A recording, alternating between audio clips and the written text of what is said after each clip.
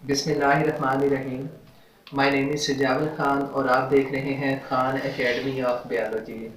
Dear students, आज हमने biology part 1 chapter 4 जिसका नाम सेल है, इसमें से एक टॉपिक को डिस्कस करना है और टॉपिक का नाम है emergence and implication of cell theory, या इसे हम सेल की डिस्कवरी भी कहते हैं। सबसे पहले सेल को हम डिफाइन करेंगे। The cell is a basic structural and functional unit of life. जिंदगी की साख्त और फेल की बुनियादी इकाई को हम सेल कहते हैं। अगर हम अपनी बॉडी की भी बात करें तो इसमें जो मुख्तलिफ स्ट्रक्चर्स हैं वो डियर स्टूडेंट सेल से मिलकर बनते हैं। जब तक ये सेल अलाइव रहते हैं, ये स्ट्रक्चर काम करते रहते हैं। इनकी डेथ के बाद हमारा ये स्ट्रक्चर, हमारा ये ऑर्गन अपना काम करना या फंक्शन करना छोड़ देता है। अगर हार्ट की बात करें तो ये कार्डियक सेल के ऊपर मुश्तमिल होते हैं। जब तक ये सेल अलाइव रहते हैं हमारा हार्ट पंप करता रहता है और ब्लड बॉडी के अंदर सर्कुलेट करता रहता है। अगर हम नर्वस सिस्टम की बात करें तो ये नर्व सेल्स के ऊपर मुश्तमिल होता है। जब तक ये नर्व सेल अलाइव रहते हैं नर्वस सिस्टम काम करता रहता है। जब ये डेड हो जाते हैं तो नर्वस सिस्टम काम करना छोड़ देता है। तो हमने सबसे पहले इसकी डिस्कवरी देखनी है और इसकी डिस्कवरी के अंदर रोल प्ले किया था रॉबर्ट हुक ने। रॉबर्ट हुक ने सेल को दरियाफ्त किया था थिन सेक्शन ऑफ कॉर्क से। डियर स्टूडेंट्स, अब कॉर्क क्या होता है? कॉर्क प्लांट की छाल होती है, सबसे बाहर वाली मेम्ब्रेन, जो कि नॉन लिविंग होती है, डेड होती है। अब इसके बाद सेल इसने जब डिस्कवर किया, इसे पब्लिश किया था अपनी बुक के अंदर और इस बुक का नाम था माइक्रोग्राफिया। और इसके अंदर क्या इसने पब्लिश किया था? हमारे पास सेल एम्प्टी स्पेस है जिसके इर्द गिर्द वॉल्स मौजूद है, यानी सेल एम्प्टी स्पेस है बाउंडेड बाय वॉल्स। अब ये इसे एम्प्टी क्यों नजर आए? अगर हम कॉर्क सेल की बात करें तो ये डेड सेल्स होते हैं। इसने क्या किया? इसने इसकी छोटी सी बिल्कुल बारीक परतें काटना या छोटे छोटे पीसेस काटना शुरू कर दिए जो बिल्कुल थिन थे। उसके बाद इन पीसेस को इसने अपनी ही बनाई हुई माइक्रोस्कोप के नीचे रखा और जब इसने माइक्रोस्कोप के नीचे रखा इसे हनी कॉम्ब लाइक स्ट्रक्चर नजर आए, यानी बिल्कुल ऐसे स्ट्रक्चर नजर आए जैसे शहद की मक्खी का छत्ता होता है और ये दरमियान से खाली होते हैं और इनके इर्द गिर्द थिक वॉल्स मौजूद है। इनका स्ट्रक्चर डियर स्टूडेंट्स हमने यहाँ पर ड्रॉ किया हुआ है। ये हमारे पास खाली स्पेसिस हैं, ये नंबर 1, ये 2, उसके बाद 3, 4, 5, 6। हम देख भी सकते हैं इन स्पेसिस के इर्द गिर्द, या ये स्पेसिस बाउंड करती हैं थिक वॉल के जरिए। ये स्पेस हमारे पास सेल कहलाती है। अब सवाल ये है कि इसे ये एम्प्टी स्पेस क्यों नजर आई? क्योंकि ये डेड कॉर्क सेल थे और डेड कॉर्क सेल से साइटोप्लाज्म भी निकल जाता है, न्यूक्लियस भी निकल जाता है, यानी हम कहते हैं इसके अंदर जो प्रोटोप्लाज्म होता है वो या तो एक्सक्रीट कर जाता है या एब्सेंट हो जाता है।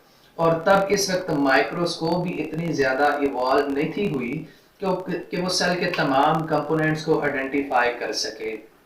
तो ये एमसीक्यू भी आता होता है या ये वैसे भी शॉर्ट क्वेश्चन पूछ लिया जाता है कि सेल को किसने डिस्कवर किया था? रॉबर्ट हुक वो साइंटिस्ट था जिसने कॉर्क से इस सेल को दरियाफ्त किया। उसके बाद अगर लॉरेंस ऑकिन की बात करें तो इसने कहा था all the living organisms are composed of cell or vesicle.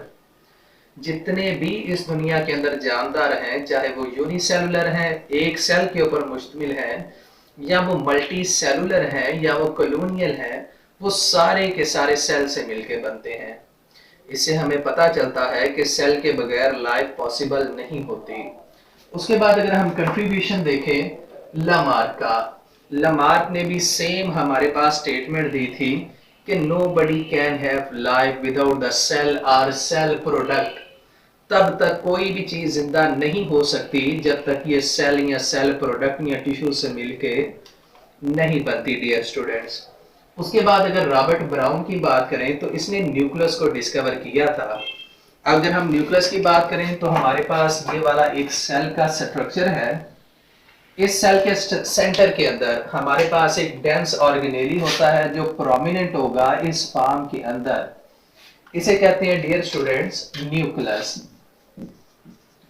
तो ये भी पेपर के अंदर एमसीक्यू पूछा जाता है कि न्यूक्लियस किसने डिस्कवर किया था? रॉबर्ट ब्राउन वो साइंटिस्ट था जिसने न्यूक्लियस डिस्कवर किया था। अब इसे न्यूक्लियस कैसे नजर आ गया? बेटे इसके दौर के अंदर रॉबर्ट ब्राउन और रॉबर्ट हुक के जो टेन्योर है या जो इसमें गैप है वो बहुत ज्यादा है, और इस गैप के दौरान माइक्रोस्कोप की एवोल्यूशन हुई थी। यानी माइक्रोस्कोप इतनी ज्यादा इवॉल्व हो चुकी थी, डेवलप हो चुकी थी कि वो सेल के अदर ऑर्गेनेलीज जो बिल्कुल मिन्यूट होते हैं उन्हें भी आइडेंटिफाई करने की सलाहियत रखती थी। उसके बाद अगर हम बात करें शिवान और शलीडन की, ये दोनों जर्मन साइंटिस्ट थे। हमारे पास जो शिवान है ये जोलॉजिस्ट था और जो शलीडन है ये बॉटनिस्ट था। अब जो जोलॉजिस्ट है बेटे इसने स्टडी किया था एनिमल सेल को। उसके बाद जो हमारे पास बॉटनिस्ट था इसने बेटे स्टडी किया था प्लांट सेल को। और इन दोनों को स्टडी करने के बाद बताया कि हमारे पास सेल के 3 मेजर कंपोनेंट्स होते हैं। ये कंपोनेंट कौन कौन से हैं हमने यहाँ पर ये ड्रॉ करने हैं। इनमें सबसे पहले सेल को जो वॉल सराउंड करती है इसे प्लाज्मा मेम्ब्रेन कहते हैं। उसके बाद इसके सेंटर के अंदर एक प्रोमिनेंट ऑर्गेनेली होता है, इसे हम न्यूक्लियस कहते हैं। न्यूक्लियस के इर्द गिर्द लिक्विड पोर्शन होता है जिसे हम साइटोप्लाज्म कहते हैं। इन्हीं पॉइंट्स को हम लिखेंगे। हमारे पास ये वाली मेम्ब्रेन कहलाती है प्लाज्मा मेम्ब्रेन। उसके बाद ये वाला लिक्विड पोर्शन कहलाएगा साइटोप्लाज्म। उसके बाद ये प्रोमिनेंट ऑर्गेनेली कहलाएगा न्यूक्लियस। एक दफा फिर सुन लें, सेल के 3 मेजर कंपोनेंट्स होते हैं। सबसे बाहर वाली मेम्ब्रेन जो सेल को सराउंड करती है प्लाज्मा मेम्ब्रेन। उसके बाद लिक्विड पोर्शन जिसे साइटोप्लाज्म कहते हैं। उसके बाद प्रोमिनेंट ऑर्गेनेली जिसे हम न्यूक्लियस कहते हैं। अब सेल थ्योरी को डिफाइन कैसे किया जाता है, इसे हम डिफाइन करते हैं कि दुनिया के अंदर जितने भी जानदार हैं, जितने भी ऑर्गेनिज्म हैं, वो सेल या सेल प्रोडक्ट से मिलकर बने होते हैं। ये डियर स्टूडेंट्स हमारे पास कहलाएगा सेल थ्योरी। उसके बाद अगर हम ए बायोजेनेसिस की बात करें तो ए बायोजेनेसिस कहता है हमारे पास जो लिविंग ऑर्गेनिजम्स हैं, ये लिविंग ऑर्गेनिज्म ओरिजिनेट करेंगे या फॉर्म करेंगे या बनेंगे नॉन लिविंग थिंग्स से, यानी बेजान चीजों से लाइफ अराइज होती है। इस आइडिया को आइडिया ऑफ ए बायोजेनेसिस कहते हैं। इसमें डियर स्टूडेंट्स एक्सपेरिमेंट किए गए थे जिसे भी प्रूव किया गया था कि लाइफ वाकई ही बेजान चीज़ों से बनती है, लेकिन बाद में ये एक्सपेरिमेंट बिल्कुल गलत साबित हो गए। इसमें क्या किया, साइंटिस्ट ने मीट का एक पीस लिया और इसे एक फ्लास्क के अंदर रखा और फ्लास्क का माउथ ओपन छोड़ दिया।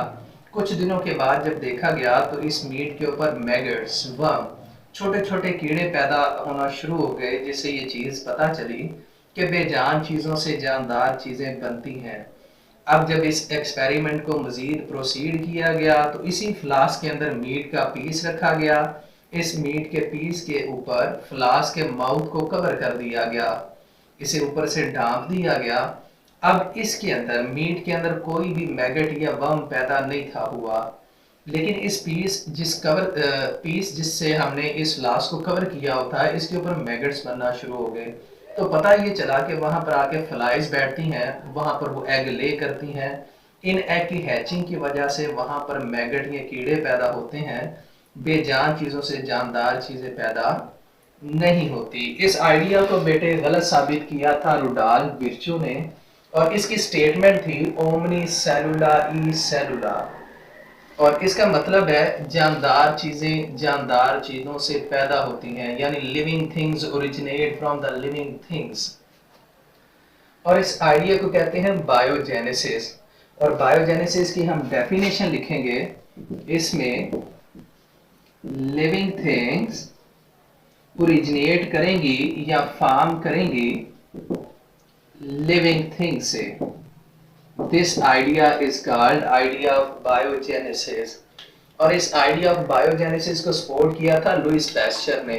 लुईस पैस्चर ने कहा था हमारे पास बैक्टीरिया एक ओल्डर सेल है, ये बैक्टीरिया डिवाइड करेगा और 2 सेल बनाएगा इस फॉर्म के अंदर।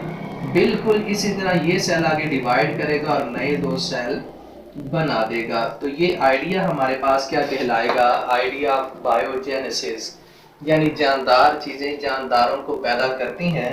इससे हमारे पास जो आइडिया ऑफ ए बायोजेनेसिस था ये बिल्कुल गलत साबित हो गया।